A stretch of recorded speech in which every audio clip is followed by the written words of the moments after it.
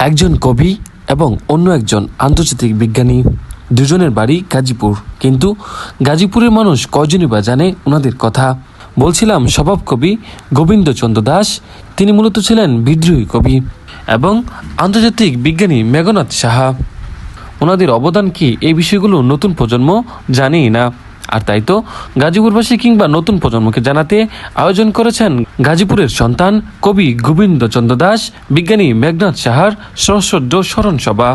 এই স্মরণসভার প্রধান অতিথি অধ্যাপক অসীম কুমার বর্মন, বিভাগীয় প্রধান বাংলা বিভাগ, ভাওয়াল আলম সরকারি কলেজ গাজীপুর।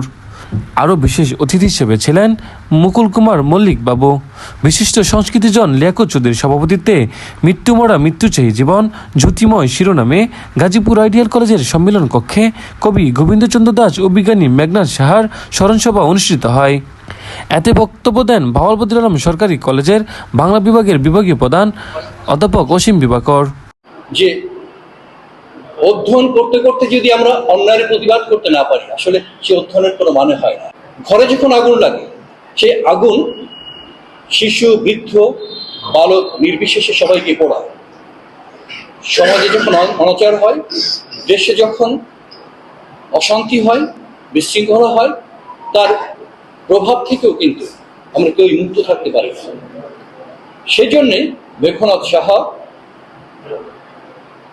সেই আন্দোলনের সাথে যুক্ত হয়েছিলেন এবং তিনি গোপন বিপ্লবী দলের সাথে যুক্ত ছিলেন, খুব সম্ভবত যুগান্তর দলের সাথে।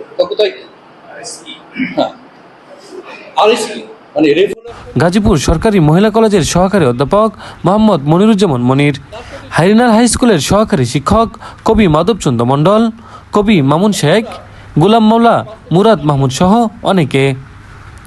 অনুষ্ঠান সঞ্চালনে ছিলেন প্রথম আলো বন্ধুসভার সভাপতি ইস্তিলা ইতি।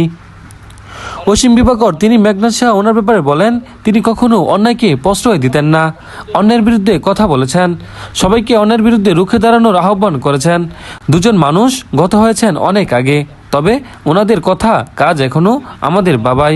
কতটা স্পষ্ট ছিলেন ওনারা, তাই আমাদের উচিত ওনাদের স্তম্ভকে অনুশীলন করা এবং নতুন প্রজন্মকে জানিয়ে দেওয়া।